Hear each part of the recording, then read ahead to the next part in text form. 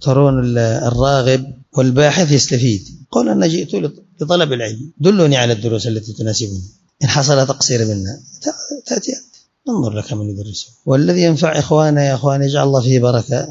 بركة العبد ما هي يا أخوان؟ بركة العبد ما هي؟ نفعه. متى يكون الإنسان مباركا؟ إذا كان نافعا، بقدر نفعك تكون بركتك. ما عندك نفع من تمحق البركة، وإن قل نفعك فبركتك قليلة.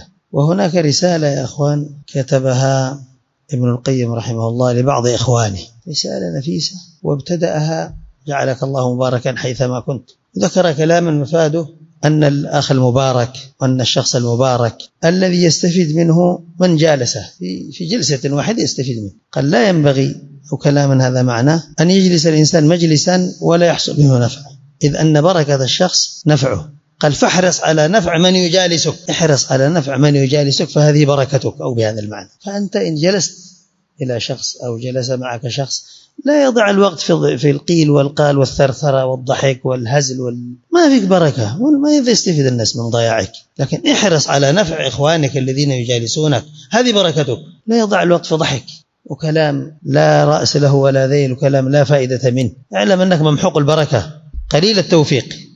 لكن إذا استفاد منك مجالسوك اعلم أن فيك بركة، وأن فيك نفعا، وأن فيك خيرا. فنحن يا أخوان خلقنا الله لشيء عظيم، للعلم النافع والعمل الصالح، ونستغل الأوقات. نحن نسمع فلان مات فلان مات فلان مات فلان مات، ونحن اليوم أحيا وغدا أموات. ماذا صنعنا؟ ماذا قدمنا؟ ماذا فعلنا في نصرة ديننا؟ فنسابق الموت جزاكم الله خيرا بالاستفادة والإفادة. نسأل الله التوفيق والسداد، وأن يجعلنا مباركين أينما كنا، وأن يجعلنا مباركين أينما كنا. ينبغي أن تظهر بركتك أيها العبد على نفسك، في نفع نفسك، في نفع زوجتك، وفي نفع أولادك، وفي نفع جيرانك، وفي نفع من استطعت من عباد الله. هذه بركتك. حتى أهلك ينبغي أن تستفيد منك أهلك، وأن تكون بركتك متعدية بدءا بالأهل والقرابة، وهكذا من يليك. ونسأل الله التوفيق.